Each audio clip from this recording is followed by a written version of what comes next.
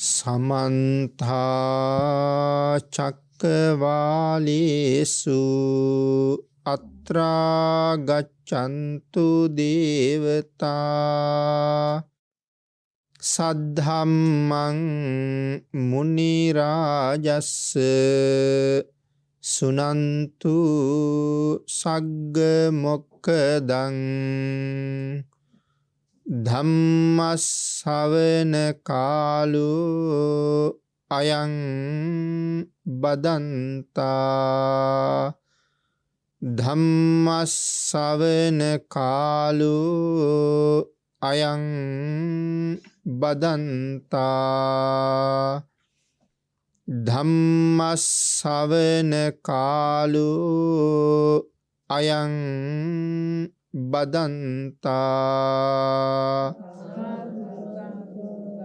නමෝ තස්ස භගවතු අරහතු සබ්බ ධම්මේසු අප්පටිහත ඥානචාරස්ස දස බලධරස්ස චතු වේසාරජ්‍ය විසරදස්ස සබ්බ සත්තුත් තමස්ස ධම්මිස්ස රස්ස ධම්ම රාජස්ස ධම්මස්සාමිස්ස තථාගතස්ස සබ්බඤුනෝ සම්මා සම්බුද්දස්ස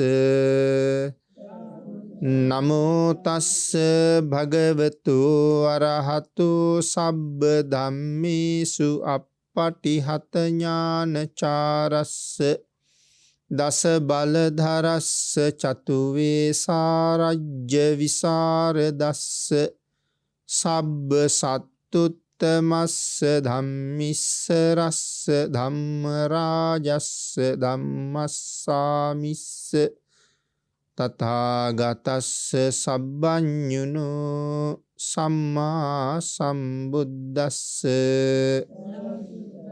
නමෝ තස්ස භගවතු අරහතු සබ්බ ධම්මේසු අප්පටිහත ඥානචාරස්ස දස බලධරස්ස චතු වේසාරජ්‍ය විසරදස්ස සබ්බ සත්තුත්තමස්ස ධම්මිස්ස රස්ස ධම්ම රාජස්ස ධම්මස්සාමිස්ස තථාගතස්ස සබ්බඤුනෝ සම්මා සම්බුද්දස්ස සද්ධර්ම ශ්‍රාවක කාරුණික ගුණගරුක බෞද්ධ පින්නතුනි බොහෝම ශ්‍රද්ධාවෙන් යුක්තව සියලු දෙනාම සූදානම් වෙන්නේ තිලෝගුරු ශාන්තිනායක සම්මා සම්බුදුරජාණන් වහන්සේ විසින් ලෝක සත්වයන් පිළිබඳව අසීමිත දයාවෙන් කරුණාවෙන් මෛත්‍රියෙන් යුක්තව අවබෝධ කරගෙන දේශනා කොට වදාළ පරම ගම්බීර වූ ශ්‍රී සද්ධර්ම රත්නයෙන් බොහෝම පුංචි කොටසක් දේශනා කරවගෙන ධර්ම ගෞරවය පෙරදරි කරගෙන දේශනාගත ධර්මයේ ශ්‍රවණය කරන්නත් එසේ ධර්ම ශ්‍රවණය කිරීමෙන් ලැබෙන අවවාද අනුශාසනා තම තමන්ගේ ජීවිතවලට එකතු කරගෙන වඩාත් නිවැරදි මෙලව ජීවිතයක් සකස් කරගන්නත් නිවැරදි වුණ මෙලව ජීවිතයක් තුළින් සුගතිගාමී වූ පරලොව ආයති භවයකින් සැනසෙන්නත් අවසානයේ ප්‍රාර්ථනා කරන බෝධියෙන් සැප සහිත ප්‍රතිපදාවෙන් ඊටම ඉක්මන් භවයක උතුම් චතුරාර්ය සත්‍ය ධර්මය අවබෝධ කරගෙන මේ සංසාරෙන් එතර වීමේ බලාපොරොත්තුවත් ඇතුව ඒ උතුම් බලාපොරොත්තු උතුම් ප්‍රාර්ථනා එලෙසින්ම මුදුන්පත් කර ගැනීම සඳහා උතුම් වූ ධර්ම දානානිසංසයත් ධර්ම ශ්‍රවණානිසංසයත් තම තමන්ගේ ජීවිත කාලය තුළ මෙතෙක් සිද්ධ කරගත්ත අනික් සියලුම පුණ්‍ය ධර්මයන්ගේ ආනුභාවයත් හේතු වේවා කියලා ප්‍රාර්ථනා කරමු. පින්නතුනි, අද ධර්මදේශනාවේ මාතෘකාව හැටියට මම යොදා ගන්න කල්පනා කළේ අපේ බුදුරජාණන් වහන්සේ දේශනා කොට වදාළ ධම්මපද පාළියේ පාප කියන වර්ගයේ සඳහන් වන තවත් උතුම් ගාථා රතනයක්. මේ ගාථා රතනය අපේ බුදුරජාණන් වහන්සේ දේශනා කොට වදාළේ එක්තරා දෙව්දුවක් අරමුණු කරගෙන. දේශනා කළ ස්ථානය සවැත් නුවර ජේතවනාරාමයේ. ගාථා රතනය තමයි පුඤ්ඤං චේ පුරිසෝ කෛරා කෛරා තේතං පුනක් පුනං තම්හි චන්දං කෛරාත සුකෝ පුඤ්ඤස්ස උච්චයෝ. මේ ගාථා රතනයේ සරල තේරුම තමයි පුඤ්ඤං චේ පුරිසෝ කෛරා. පුරුෂයා විසින් බොහෝ කුසල් රැස් කර ගත යුතුයි. මෙලොව උපන් අය බොහෝ කුසල් රැස් කර ගත යුතුයි කියලයි කියන්නේ. කෛරා තේතං පුනක් පුනං. එකවරක් නෙමෙයි ඒ කුසල් නැවත නැවත සිද්ධ කරගන්න කියලා කියනවා. තම්හි චන්දං කෛරාත. නැවත නැවත සිදු කරන ලද ඒ උතුම් කුසල් සුකෝ පුඤ්ඤස්ස උච්චයෝ. කුසලයාගේ රැස්වීම මහත් වූ සැපයක් අත්පත් කරලා දෙනවා කියලා සඳහන් කරනවා. අපි ටිකක් හිතලා බලමු. මේ වාගේ ගාථා රතනයක් මේ විදිහට භාග්‍යතුන් වහන්සේ දේශනා කරන්න මොන වාගේ හේතුවක් මුල් වෙන්නේ නැද්ද? පින්නතුනි, අපේ ශාසනයේ තුන්වෙනි මහා ශ්‍රාවකයන් වහන්සේ. අපේ ශාසනයේ තුන්වෙනි ශ්‍රාවකයා කියලා කියන්නේ මහා කාශ්‍යප මහරහතන් වහන්සේට. මහා ගුණයක් දරන කෙනෙක්. මේ මහා උතුමන් වහන්සේ මොනතරම් ගුණයෙන් සපිරුණු කෙනෙක්ද?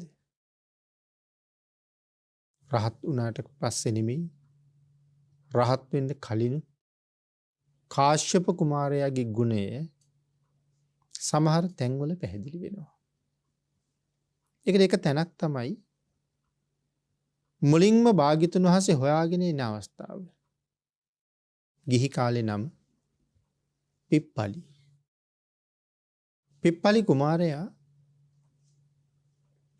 මහ විශාල ධනස්කන්ධයක් තිබුණ කෙනෙක්. තමන්ගේ ධනය කොපමණද ප්‍රමාණයක් කරන්න නැත්නම් ධර්මයේ ප්‍රමාණයක් කරලා දක්වලා නැහැ. නොයෙක් කෝටි ගණන් ධන සම්පත්. ඊට අමතරව සඳහන් කරනවා සේවකයෝ දහස් ගණන් වැඩ කරන කර්මාන්ත ශාලා 60ක් පමණ. මහ විශාල වැව් 12ක් යටතේ පැහෙන විශාල කුඹුරු යායවල් පිප්පලි කුමාරයාට තිබුණා. එක දවසක් තමන්ගේ බිරිඳගෙන් කතා කරලා අහනවා භද්‍රා දේවියගෙන්, මගෙත් එක්ක විවාහ වෙලා එනකොට කොයිතරම් දායාද අරන් ආවද කියලා. ඒ සඳහන් කරනවා, ස්වාමීනි, කරත්ත 60ක පුරවලා අරගෙන ආව රත්තරන්. නමුත් තාම ප්‍රයෝජනෙට අරගෙන නැහැ. ඉතින් ඒ තරම් මහ ධනස්කන්ධයක් රැස් වෙලා තිබුණා. මේ මහා ධනස්කන්ධයන් සියල්ලම අත්හැරලා අන්තිමට පැවිදි වුණා. ඒ කලකිරීමක් නිසා නෙමෙයි. කියන්නේ තමන්ගේ ගිහි ජීවිතය ගැන කලකිරෙලා නෙමෙයි. අකුසලයට කලකිරිලා. නැතුව සැප සම්පත් නැතුව නෙමෙයි. පාපයට බයයි මේ මහාන වෙන්නේ. මේ සංසාරේ එච්චරම දුකයි කියලා දැනගෙන ඉන්නවා.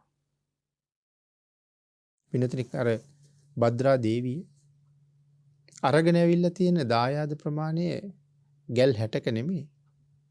කරත්ත 55000ක පුරවලා රත්තරන් ගෙනාවා කියලා කියන්නේ. ඒ තරම් මහදනස්කන්ධයක්. ඉතින් අපිට තේරුම් ගන්නත් බෑනේ කොච්චර ධනයක්ද කියලා. මේ සියලුම ධන සම්පත් අත්හරින්නේ පාපේ දැකපු හින්දා. පාපේ ආදීනව වැටහිච්ච නිසා. අපේ පින්නතුන් අහලා ඇති අර කරණමුණ්ඩ කියන පේතවත්තුව. ඒ පේතවත්වයේ සඳහන් කරන රජ්ජුරු විමාන ප්‍රේතියන් එක තමයි ජීවත් වෙන්නේ. ඉතින් විමාන ප්‍රේතියෝ කියලා කියන්නේ දවසේ භාගයක් දෙව් සැප විඳිනවා. දවසේ භාගයක් ප්‍රේත ලෝකේ දුක් විඳිනවා. දෙව් සැප විඳිනකොට සම්පූර්ණ දිව්‍යාංගනාව. ඉතින් මේගොල්ලෝ ප්‍රේත දුක් විඳින අවස්ථාව රජ්ජුරුව අවුරුදු 150කට පස්සේ තමයි දැක්කේ. මොකද රාත්‍රියේ මධ්‍යම රාත්‍රියේ තමයි ඒ പ്രേත ලෝකේ දුක විඳින්නේ. ඒත් රජ්ජුරුව එහෙම දෙයක් දැකලා තිබුණෙත් නැහැ. නමුත් එක දවසක් රජ්ජුරුව මහරය දැක්කා. මහ විශාල කළු බල්ලෙක් ඇත් පැටියෙක් වගේ. ඇවිල්ලා මේ දිව්‍යාංගනාවක් වගේ Taman එක්ක ඉන්නේ. මේ තැනැත්තිය බලහත්කාරයෙන් පෙරලගෙන ශරීර අවයව ඔක්කොම කනවා. ඒ කියන්නේ මුළු ශරීරේම ඉර අනුභව කරන මාස ගානක් බඩගින්නේ හිටපු කෙනෙක් වගේ. ඒ තමයි දුක විඳින තැන. ඉතින් රජුරෝ මේක දකින්නේ අවුරුදු 150කට පස්සේ. දීර්ඝායුෂ තිබුණ කාලය.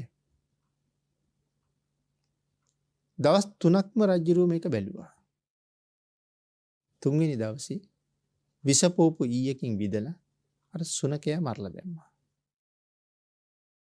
එදාගෙන් පස්සේ අර ප්‍රේතියට කවදාවත් ඒ වගේ කරදරයක් උනේ නැහැ. නමුත් සංසාරේ කරගත්ත කර්මයක්මයි විපාක දෙන්නේ. ඉතින් පස්සේ කරුණු කාරණත් එගෙන් අහනවා. රජ්ජුරුවොත් එක්ක ඉන්න කාලේ තනිකරම දිව්‍යාංගනාවක්. කරුණු කාරණත් එගෙන් අහලා මෙහෙම වෙන්න හේතුවත් එගෙන්ම දැනගෙන රජ්ජුරුව කියනවා මම දැන් මනුස්සපතේට යන්න ඕනේ කියලා. හිමාලි තමයි ඉන්නේ. මනුස්සපතේට යන්න ඕනේ. මෙතන දිව්‍යාංගනාවන් බඳු කාන්තාවෝ 500ක් ඉන්නවා. මේ ඇරෙන්න. එවන් සුන්දර කාන්තාවෝ අනේ යන්න එපා කියලා ඇවටිලි කරනකොට ප්‍රධාන කාන්තාවත් යන්න එපා අපි දාලා කියලා ඇවටිලි කරනකොට රජුරු කියන මම යන්න ඕනේ කියලා. පුදුම තරම් බැගෑපත් දෙවි කියන අපි දාලා යන්න එපා කියලා. තනිකරම දිව්‍ය සැපක් විඳින්නේ රජුරු.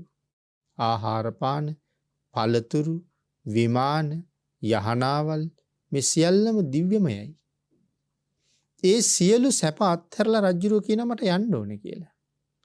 දැන් අවුරුදු 150ක් තිස්සේ රජුරවන්ට යන්න හිතක් තිබුණේ නැහැ. නමුත් දැන් යන්න ඕනේ කියනවා. මොකක් නිසාද? ආංගර කළු සුනකෙක් ඇවිල්ලා ඇයව අනුභව කරන හැටි දැක්කා. එතකොට පස්සේ ඇගෙන් අහපුවාම එහෙම වෙන්න කරපු කර්මයක් ඇය කීවා. බොරුවට දිවුරලා. කාරණාවක් තහවුරු කරන්න මම මේ වරද කළා නම් මේ වාගේ කළු සුනකෙක් හැමදාම මාව කණ්ඩ ඕනේ කියලා දිවුරුවා. ඉතින් බොරුවටනේ දිවුරුවේ වරද කරලා. මේ විඳින්නේ ඒකේ විපාකය. අපි ගණන් ගන්න නැති වුණාට සුළුපටු නෑ මේ දේවල්. ඉතින් දැන් රජ්ජුරුව දැක්කන් දැන් පාපේ තරම කොහොමද කියලා. දැන් රජ්ජුරුවන්ට ඔවුන් එක්ක දෙව් සැප විඳින්න නෙමෙයි තියෙන්නේ. වහවහ මේ පෞකාර ලෝකෙන් එතර යන්න කටයුතු කරගන්න. අන් ඒ වගේ අපිටත් පින්නතුනි මේ නිරයවල් പ്രേත ලෝක භයානකයි කියලා කීවට අපි මේ ධර්මයට වචන වලින් අහනවා විතරනේ. ඒක අපට දැනෙන්නේ නැහනේ. දැනුණා නම් අපි කවුරුවත් මෙහෙම ඉන්නෙත් නැහැ. නමුත් ඉතින් දැනුණත් නැතත් ස්වභාවය ඒකම තමයි. ඒකට පාපයට බය යන්නේ රජුරු.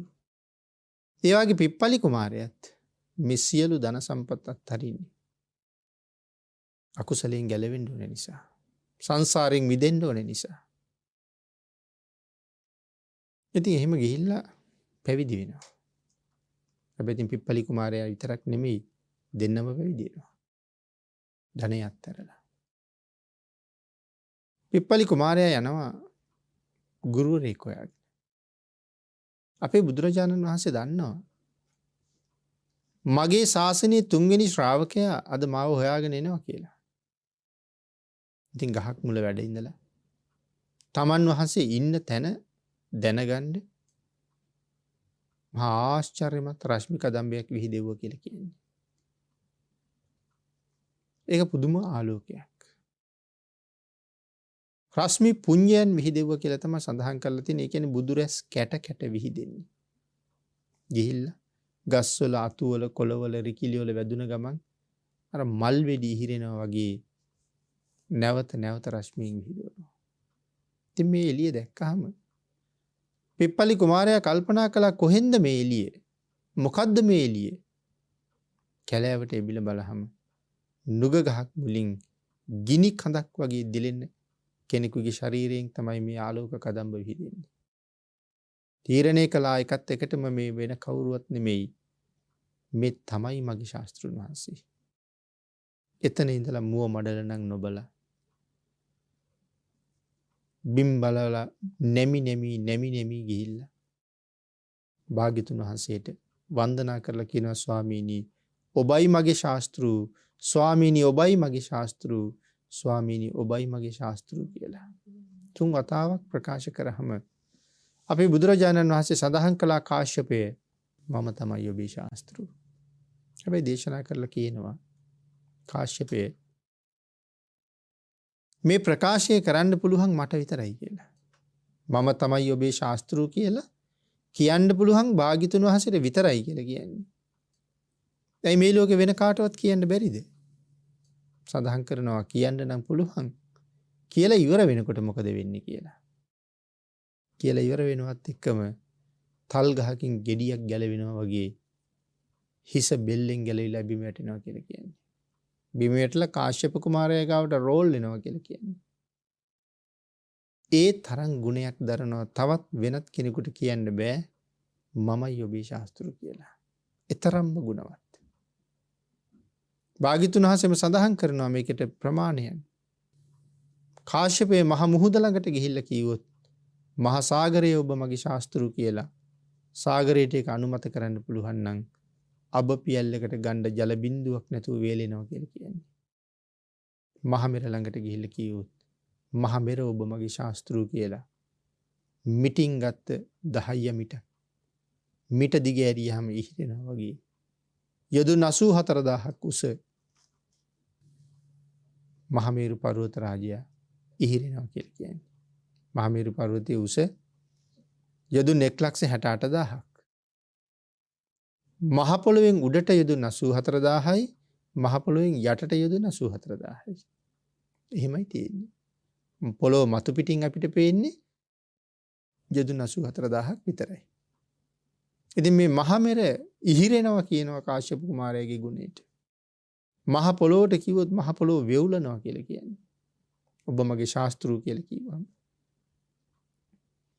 ඒ තනි පුජ්‍යලයාගේ ගුණය දැන් පැවිදි වෙලාද? පැවිදිලා නැහැ තව. මේ පැවිදි නොවිච්ච කුමාරයාගේ ගුණය. එහෙනම් පැවිදි වුණාම ගුණේ කොහොමද? ලෞතර බුදුරජාණන් සඳහන් කරනවා කාශ්‍යපේ ඔබ වගේ ගුණධරන ලක්ෂයක් කෝටියක් මගේ ළඟට ඇවිල්ලා මට කීවොත් ස්වාමීනි ඔබ අපේ ශාස්ත්‍රු කියලා මොකක් වෙයිද පින්නතුනි? එක කාශ්‍යප කුමාරයාගේ ගුණය අච්චර නම් ඒ වාගේ ගුණධරන ලක්ෂ ගාණක් ඇවිල්ලා ඔබ අපේ ශාස්ත්‍රු කියලා කීවොත් බුදුරජාණන් වහන්සේ ඔව් කියයිද? හැබැවින්ම දේශනා කරනවා කාශ්‍යපේ මම තමයි ඔබලාගේ ශාස්ත්‍රු කියලා මගේ එදාටත් කියනවා. කාශ්‍යපේ ඔබලාගේ ගුණයට මේ සම්මා සම්බුද්ධ ශරීරයේ එක රෝම කූපයක් හොලවන්න බෑ කියලා කියන්නේ. එක්කෙනෙකුගේ ගුණයට මහ පොළොව වෙවුලනවා, සාගරයේ වේලෙනවා, මහමෙර ඉහිරෙනවා.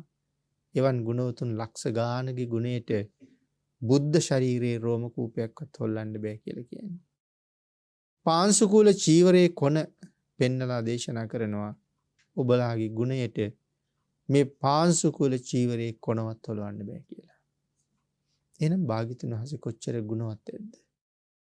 ආන් එවන් ගුණවත් වූ සම්මා සම්බුදුරජාණන් වහන්සේගේ තුන්වෙනි ශ්‍රාවකය තමයි මහා කාශ්‍යප මහරහතන් වහන්සේ කියලා කියන්නේ. එවන් වූ මහරහතන් වහන්සේ සමාධියට සමවැදිලා නිරෝධ සමාපත්තියෙන් අවදි වෙලා අද දවසේ කාටද පිහිට වෙන්නේ කියලා බලනකොට ඇල්හේනක් මුර කරන දුප්පත් කාන්තාවක් තමයි දැක්කේ. එහෙනම් ඇයට පිහිට විය යුතුයි කියලා කල්පනා කරලා මහා කාශ්‍යපයන් වහන්සේ ඒ ඇල්හේනට වැඩියා. අර දිලිඳු කාන්තාව හේනෙම්ම කඩාගත්ත ඇල් කරල් ටිකක් කබලක දාලා බදිනවා විලඳ හදාගෙන දවල්ට අනුභව කරන්න. කාශ්‍යපයන් වහන්සේ පිඬුසිඟා වැඩියා. ඇය ඒ බව දැක්කා. ඇයට ඇතුනේ දරාගන්න බැරි තරම් සතුටක්. මට යමක් පූජා කරන්න තියෙන වෙලාවට පූජාව ලබන්න කෙනෙක් නැහැ. පූජාව ලබන්න කෙනෙක් ඉන්නකොට මට දෙන්න දෙයක් නැහැ. නමුත් අද නම් ප්‍රතිග්‍රාහකයෙකුත් ඉන්නවා. දානිකුත් මම ළඟ තියෙනවා. තමන් සකසගත්ත විලඳ ටික කාශ්‍යපයන් වහන්සේට බොහෝම සතුටින් පූජා කළා. කාශ්‍යපයන් වහන්සේට පූජා කරලා පින් අනුමෝදන් වෙලා ප්‍රාර්ථනා කරලා රහතන් වහන්සේ වැඩියට පස්සේ ඇය නැවත වතාවක් හේනට ගියා. ඇල් කරල් ටිකක් කඩා ගන්න. මෙන්න මේ යන අතරේ සර්පයෙක් දෂ්ට කරලා මැරෙනවා. මැරුණ ගමම්ම උපදින්නේ තව්තිසාවේ. ඒ පුදුම ප්‍රීතියකින් හිටියේ කාශ්‍යපයන් වහන්සේට දුන්න දානය ගැන. තව්තිසාවේ ඉපදිලා ආවර්ජනය කළා. මේ සැපේ කවුරු නිසාද? මහා කාශ්‍යපයන් වහන්සේ නිසා. අනේ ප්‍රත්‍යූපකාර කරන්න යා යුතුයි. මං වගේ දුප්පත් කාන්තාවකට මේ වාගේ දෙව් සැපයක් ලබා දෙන්න කටයුතු කළේ උන්වහන්සේ. ආන් එහෙම හිතලා මහා කාශ්‍යප මහරහතන් වහන්සේ කැලෑවේ වැඩ ඉන්නේ. ඒ කුටිය ළඟ ගහකට ඇවිල්ලා විමානයක් කරගෙන පාන්දරම ඇවිල්ලා වත් පිළිවෙත් කරනවා. මලු පෙත්මන් අමදිනවා. පහන් දැල්වනවා. පැම් පෙරලා තියෙනවා. මේ සියලු දේවල් කරනවා. කාශ්‍යපයන් වහන්සේ අවදි වෙලා බලහම තමන් වහන්සේ කළ යුතු දේවල් කවුද කරලා? දවස් ගාණක්ම කෙරෙනවා මේ වැඩේ. එක දවසක් පාන්දර උන්වහන්සේගේ කුටියේ දොර වහලා තිබුණා. දොරේ යතුරු කවුළුවෙන් කුටිය ඇතුළට එළියක් වැටුණා. සුළු පටු එළියක් නෙමෙයි ඒක. ඒ වෙලාවේ උන්වහන්සේ අහනවා කවුද උතන? ස්වාමීනි මම කියන්නේ කවුද? ස්වාමීනි එදා අර හේනේදී ඔබ වහන්සේට ඇල් හාල් වලින් සකසගත්ත විලඳ දානයක් පූජා කරගත්ත අසරණ තැනැත්තිය මම. නමුත් ස්වාමීනි එදා දන් දුන්නට පස්සේ නැවත ආහාරයට යමක් හොයාගන්න හේනට යනකොට සර්පයෙක් දෂ්ට කරලා මාව මැරුණා.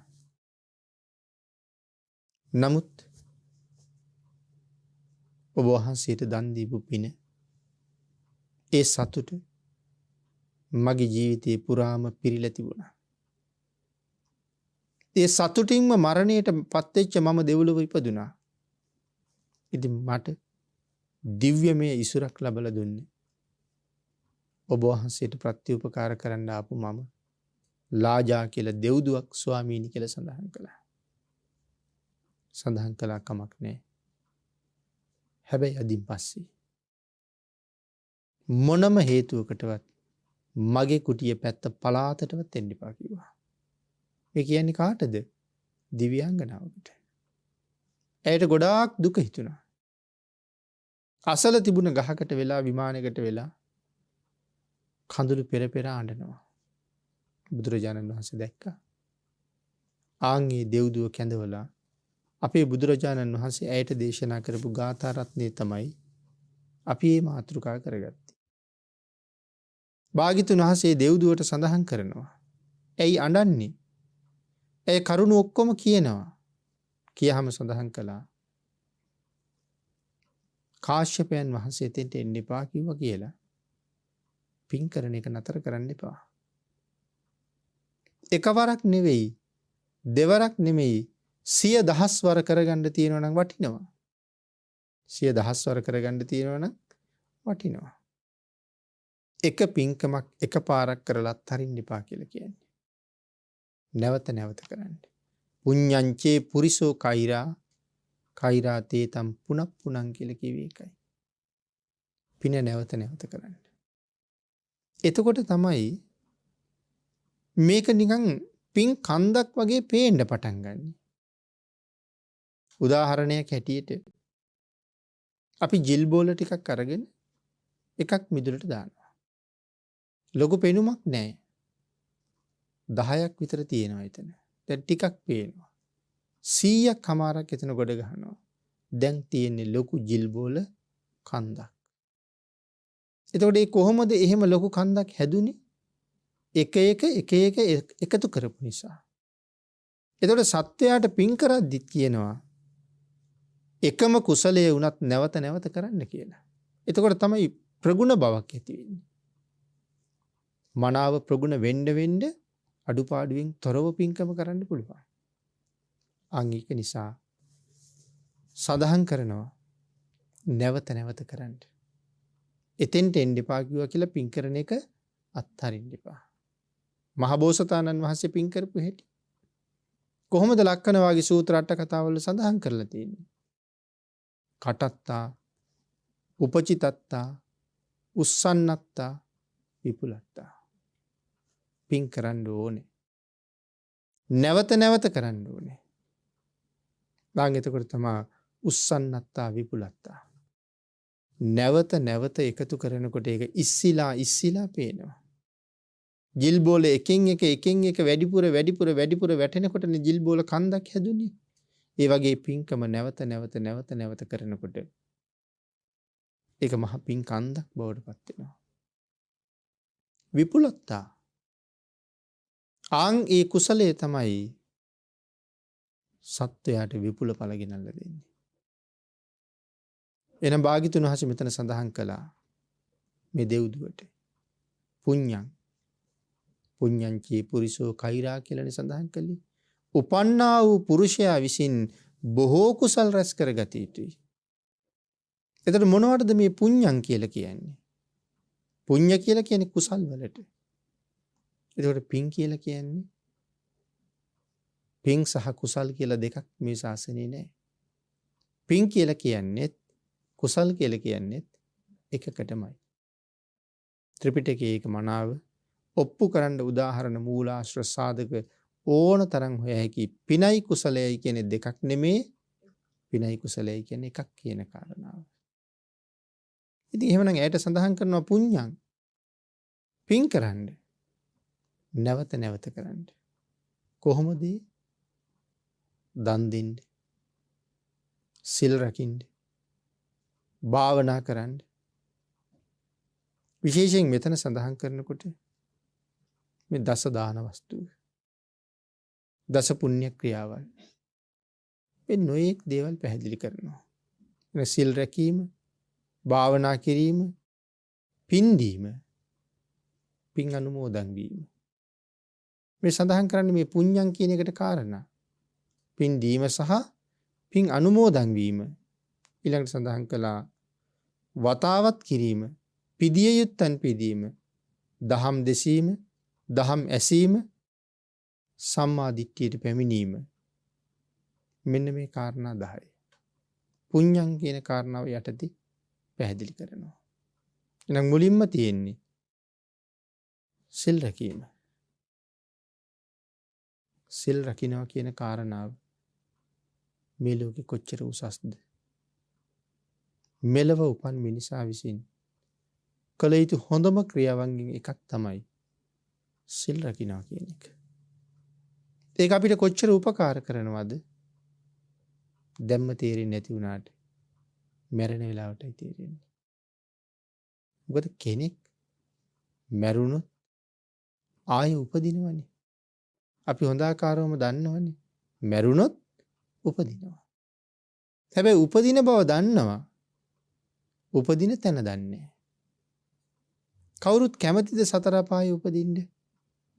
කවුරුත් කැමති නෑ. එහෙනම් අපි හැමෝටම උවමනාව තියෙන්නේ සුගතියට යන්න. එන මොනවද කරන්න කියන්නේ? සිල් රකින්න කියලා. තමන් විසින් කැමති තැනක උපදින්න නම් කළ යුත්තේ මොකද්ද? සිල් රකින්න එක. සීලය තමයි උපදින තැන තීරණය කරන්නේ. දානය තමයි ඉපදුනාට පස්සේ ලැබෙන දේ තීරණය කරන්නේ. සැපය ගෙනල්ලා දෙන්නේ. එහෙමනම් අපි හැමෝගෙම ජීවිතවල නිතර නිතර ආරක්ෂා කරන සීලයක් තියෙන්න ඕනේ. අපිට තියෙනවා නිත්‍ය වූ සීලයක්. ඒකට කියන්නේ පන්සිල්. ඊට පස්සේ තියෙනවා දසාංග උපෝසත, නවාංග උපෝසත, අෂ්ටාංග උපෝසත කියලා උපෝසත සිල්.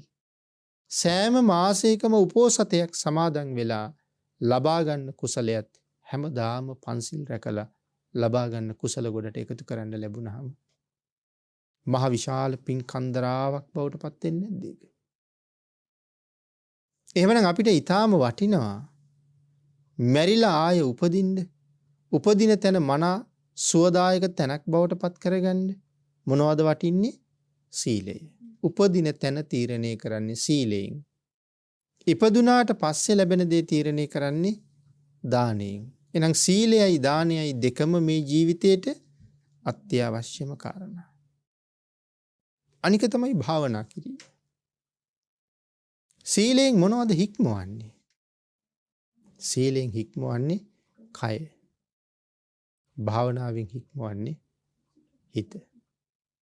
ආන් ඒක නිසා කයයි වචනයයි සීලයෙන් සංවර කළාට ඒක මහත්ම වූ කුසලයක් කියලා කියනව නෙමෙයි. මේ හිත විදර්ශනාවට නගන්න ඕනේ. මේ හිත භාවනාවට නමන්න ඕනේ. ආන් එතකොට තමයි චිත්ත අභ්‍යන්තරේ පාරිශුද්ධත්වයට පත් වෙන්නේ. ඒක දෙක එක ක්‍රමවේද ගොඩක් තියෙනවා. කෙසේ වෙතත් චිත්ත අභ්‍යන්තරේ මනාව පිරිසිදු කරගෙන යම් කෙනෙක් එවන් උසස් කුසල් අරමුණක යෙදෙනවා නම් ඔවුන් මේ ජීවිතේ හැබැවින්ම ජයග්‍රහණය කරන අය. එහෙනම් භාවනාව කියලා කියන්නේ මොකක්ද? කය සංවර කිරීම. හිත සංවර කිරීම.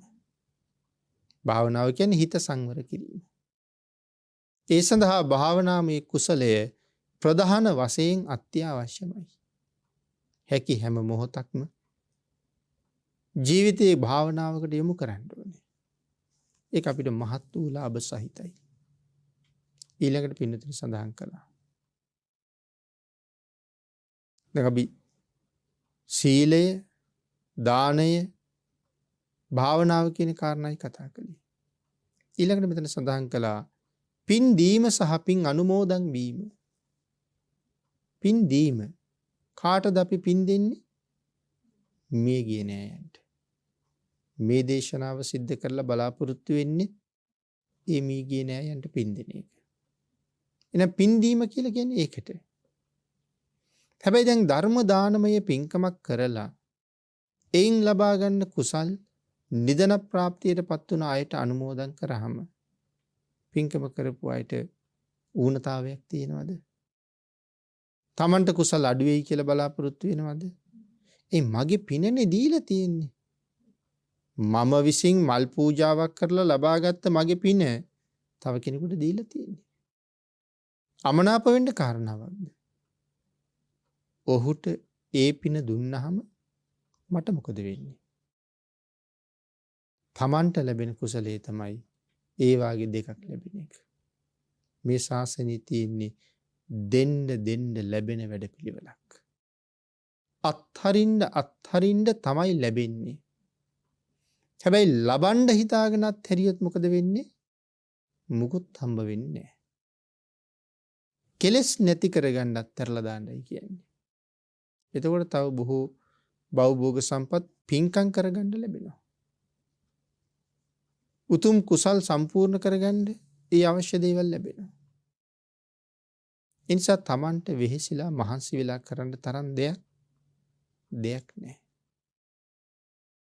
අවශ්‍ය සියල්ල මනාව ළඟට ලැබෙනවා. දැන් පින් දීම කියලා කියහම අපි විසින් රැස් කරගත්ත මේ සියලුම කුසල් ඔබලා අනුමෝදන් වේවා කියලා ඇහෙන මානයේ ඉන්න අයට පින් අනුමෝදන් කරන්න පුළුවන්. දුර ඉන්න අයටත් අනුමෝදන් කරන්න බැහැ කියලා සඳහනක් නැහැ. පින් අනුමෝදන් කරන්න පුළුවන්. එතකොට මට මොකද වෙන්නේ මගේ පින් ටික දුන්නාම? මං එක පින්කමක් කරලා 100කට පින් අනුමෝදන් කළොත් තමන් පින්කම් 100ක් කරගෙන තියෙනවා. කවදාවත් තමන්ගේ කුසලය අඩු වෙන්නේ නැහැ. එක පහනකින් පහන් ලක්ෂ ගාණක් දැල්ලුවත් මුල් පහනේ එළිය අඩු වෙන්නේ නැහැ වගේ. එහෙනම් පින් දීම අපි හැමෝම කරගන්න පින් හැමෝටම දෙන්න තියෙන හොඳම වටිනම දේ. අපි ඔය එක් දේවල් ගෙනහිල්ල දෙනවනේ. නමුත් වටිනාම තියෙන්නේ දෙන්න නම් තමන් කරගත්ත පින් ටික තමයි දීලා එන්න තියෙන්නේ. පාඩු නෑ. පින් දීමේ දානයත් මං කෙරෙහි තියෙනවා. පින් ලබන්න වෙනම දානයක් දුන්න දැන් පින් දන් දීලා වෙනම ලාභයක් ලබනවා. එහෙනම් පාඩුවක් නෑ. එහෙනම් පින් දීම, පින් අනුමෝදන් වීම. දැන් නම් පින් දෙන්න නම් පුළුවන් නේ. දැන් දෙන එකනේ මේ කතා කළේ. නමුත් හරියට අනුමෝදන් වුණොත් තමයි ඒ පින Tamanට ලැබෙන්නේ. සාදු සාදු කියලා හිස් ඇසුම් ගලවලා පාවහන් ගලවලා බුදුරජාණන් වහන්සේ ළඟ නැත්තම් මව්පියෝ ළඟ දනින් වැටිලා වැඳගෙන සසර වෙච්ච පෙර වැරදි වලට සමාව අරගෙන සීලයෙන් ගුණයෙන් මනාව පොහොසත් වෙලා යම් කෙනෙක් කටයුතු කරනවා නම් ඒක තමයි ජීවිතයට කරන හොඳම සාධාරණයි. ආංගික නිසා අපි විසින් රැස් කරගන්න මේ මහානුභාව සම්පන්න කුසලයේ තව කෙනෙකුට ලෝභ නැතුව දන් දෙන්න අපිට පුළුවන්කම තියෙනවා. එහෙනම් පින් දීම, පින් අනුමෝදන් වීම, තමන් සිද්ධ කරගත්ත කුසල ධර්මයන් දිහා බලලා එහෙම නැත්නම් අනුන් කරන පින්කමක් දිහා බලලා සතුටු සිතින් අනුමෝදන් වෙනවා. සාදු සාදු මටත් මේ වාගේ පින්කම් කරන්න තිබුණා. මටත් මේ වාගේ පින්කම් කරන්න වත්කම් තිබුණා. නමුත් මම කළේ නෑ. නමුත් මගේ මිත්‍රයා කරපු ඒ පූජාව දිහා බලලා සතුටු වෙන්න හරි වටිනවා. සතුටු වෙන්න හරි වටිනවා. ආන් ඒක නිසා තමන් රැස් කරගත්ත පින හැම වෙලාවෙම දානය කරන එක හුඟක් හොඳයි. ඒ වුණාට මට පින් නැති වෙන්නේ අඩු වෙන්නේ නෑ කියන කාරණාව සඳහන් කරනවා. ඊළඟට පින්නතුනි විශේෂයෙන් මෙතන පැහැදිලි කරන තවත් කරුණක් තමයි තමන් විසින් ගරු කළ යුතු වැඳිය යුතු උසස් පුද්ගලයන්ට ගරු කිරීම, වන්දනා කිරීම. වැඩිහිටියෙක් දැක්කහම දුටු තැන වඳින්න ඕනේ. මුලින්ම නිවසටද එන්නේ පෙර ගමන් ගිහිල්ලා පිළි අරගෙන එක් කරගෙන ගිහිල්ලා දාන වේලාවක නම් දාන පිළිගැන්වීම අහලා වෙනත් වෙලාවක නම් වෙනත් අවශ්‍ය පැංකෝපයක් හරි දෙන්නම් කියලා අහලා මෙන්න මේ විදිහට තමන් විසින් සම්පූර්ණ කරගන්න වත් පිළිවෙත්. මෙතන විශේෂයෙන් භාග්‍යතුන් වහන්සේ අනුදැන වදාරනවා. පිදිය යුත්තම් පිදීම, වත් පිළිවෙත් කිරීම. එතකොට මේ කරන්නේ මොකද්ද? පිදිය යුත්තම් පුදනවා. ගුණයෙන් උසස් අය වන්දන මානයට භාජනය කරනවා. ඒ අයට වඳින පුදන එක අපිට පාඩුද? ඒ අයට වඳින පුදන එකත් අපිට මහා ලොකු ලාභයක්ම තමයි උදා කරලා දෙන්නේ. ඊළඟට සඳහන් කළා පිදිය යුත්තන් පිදීම තමන් විසින් අවබෝධ කරගත්ත ධර්මය. කියන්නේ තමන්ට තනියම තේරිච්ච ධර්මයක් නෙමෙයි. ලෞතර බුදුරජාණන් වහන්සේ අවබෝධ කරලා දේශනා කරලා අපි විසින් අල්ලලා බැඳලා තියෙනවා. එහෙනම් භාග්‍යතුන් වහන්සේ අවබෝධ කරගත්ත ධර්මයේ මනාව අපට දේශනා කළානේ. ආන් ඒ ධර්මයේ මනාව ඉගෙනගෙන අන්‍යයන්ට අනුකම්පාවෙන් යම් කෙනෙක් ධර්ම දේශනාවක් සිද්ධ කරනවා නම් ඒකත් මහ ශ්‍රේෂ්ඨ පින්කමක්. ධම් දේශනා කිරීම. ආනිසංසයේ සීමාවක් නෑනේ. ධර්ම දානයේ ආනිසංසය අසීමාන්තිකයි. එහෙනම් ධර්ම දේශනා කිරීම, ධර්ම ශ්‍රවණය කිරීම. එතකොට ශ්‍රවණය කරන්නේ කොහොමද? දැන් උන් වර්තමානයේ හුඟක් අය හිතනවා අතීතේ නම් ධර්ම දේශනාවක් ඉවර වෙනකොට කී දෙනෙක් සෝවාන් වුණාද? කී දෙනෙක් සකදාගාමි වුණාද? කී දෙනෙක් රහත් වුණාද? දැන් අද බණ අහලා ඇයි එහෙම පිරිසක් හැදෙන්නේ නැත්තේ? ඒ කියන්නේ ධර්මයේ හීන වෙලාද? ධර්මයේ වටිනාකම අඩු වෙලාද? අද බණ ඇහුවහම එහෙම පිරිසක් හැදෙන්නේ නැත්තේ? නෑ පින්නතුනේ, එකක්වත් නෙමෙයි. සම්බුද්ධ ශාසනය යම් තාක් කල් පවතිනවාද? ඒ තාක් කල් මේ විශ්ව ධාතුව මේ බුද්ධ ශාසනය රකින්නවා. සම්බුද්ධ ශාසනය රකින්නවා කියලා කිව්වේ ඒකට. එන මෙතන සඳහන් කළා මේ දහම් දෙසීමත් පින්කමක්, දහම් ඇසීමත් පින්කමක්. එතකොට දහම් ඇසීම පින්කමක් බවට පත් වෙනකොට අපි සාකච්ඡා කරමින් හිටියේ කොහොමද මේක මහ කුසලයක් ලබන ක්‍රමයක් බවට පත් කරගන්නේ? බණ අහන එක පින්කමක්, බණ කියන එක පින්කමක්. හොඳට අහන්න ඕනේ පින්නතුනි. සුතා හොඳට අහන්න ඕනේ. දතා අහපු ධර්මයේ මනාව ධාරණය කරගන්න ඕනේ. වචසා පරිචිතා වචනයක් වචනයක් ගානේ අහන්න ඕනේ. දැන් හිතලා බලන්නකෝ අපි එහෙම බණ අහනවද කියලා. ආන් එහෙම වචනයක් වචනයක් ගානේ අහන්න යොමු වෙච්චහම ඒකම භාවනාවක් නේ. ඒ වෙන පිටට හිත යන්න බෑනේ.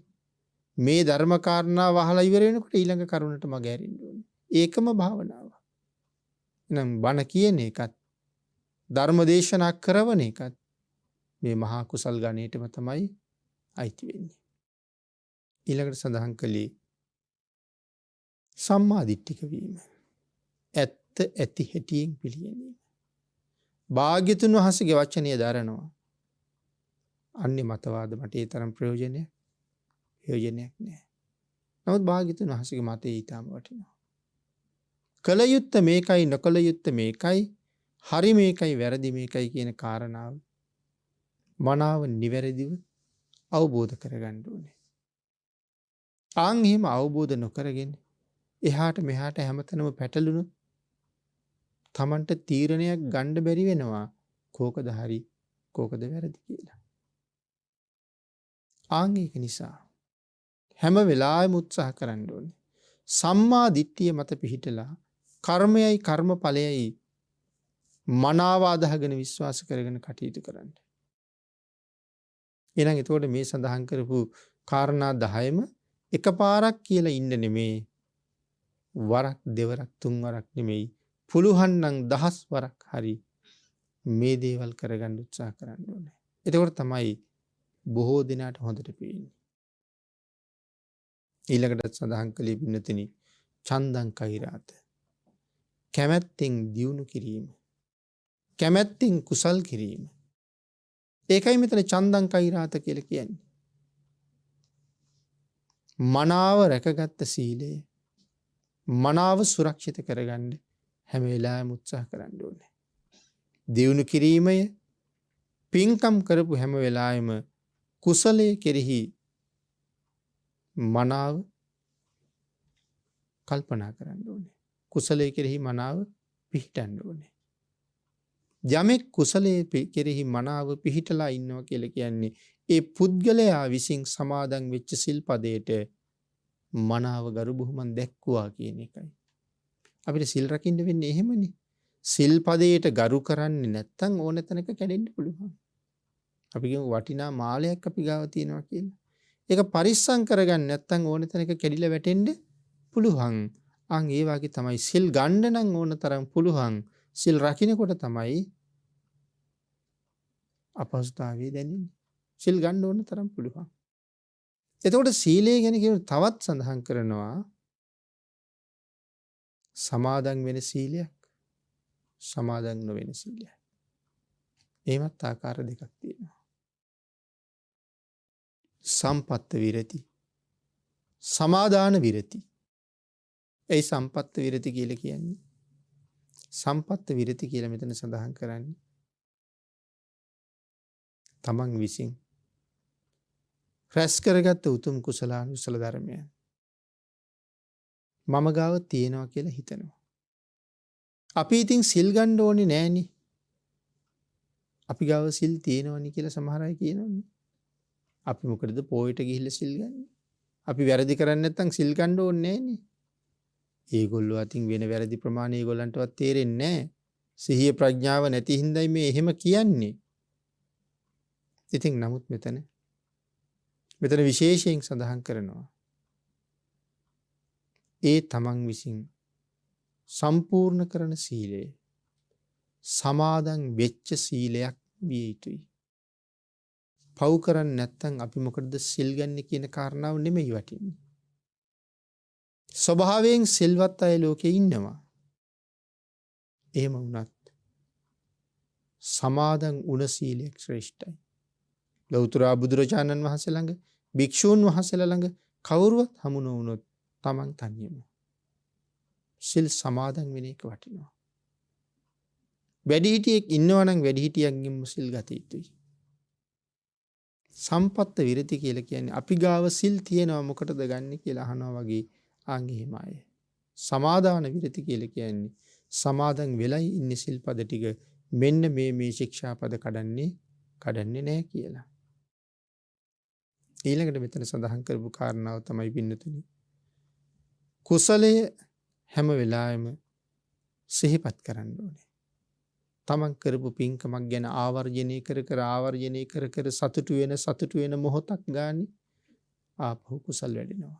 කුසල් සිත් අවදි වෙනවා.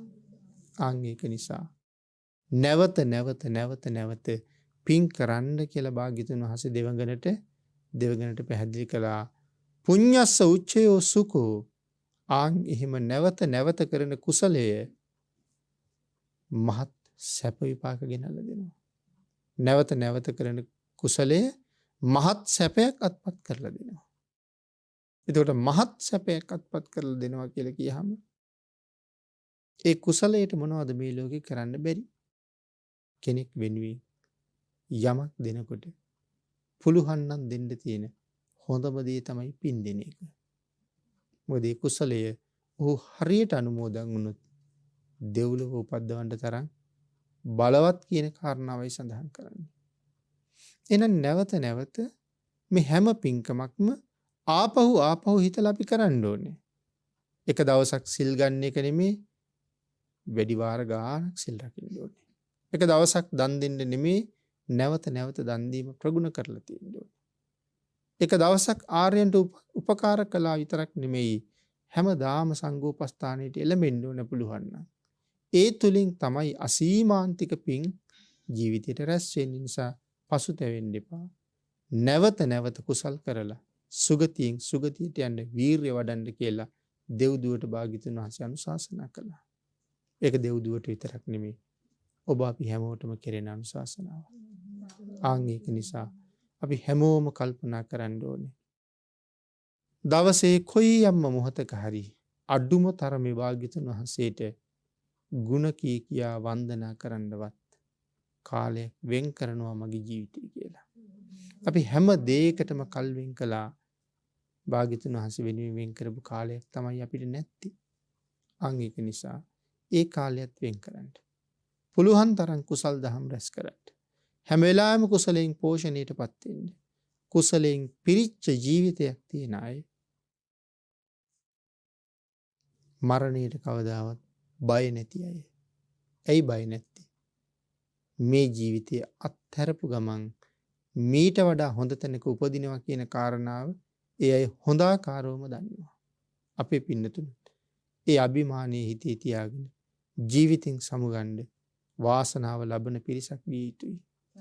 ඒ සඳහා ඔබට තුනුරුවන්ගේ ආශිර්වාදයෙන් ශක්තිය, ධෛර්යය, භාග්‍ය, වාසනාව උදා වේවා කියලා ප්‍රාර්ථනා කරමු.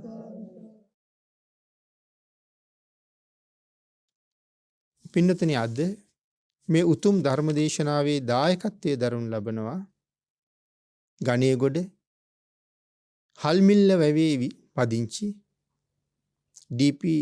ස්වර්ණා ඉලංගකෝන් මහත්මිය ඇතුළු පින්වත් දායක පිරිසක් විසින් උතුම් අරමුණ තමයි නිදන ප්‍රාප්තියට පත්වන ප්‍රේමතිලක මහත්මයාගේ දෙමව්පියන්ටත්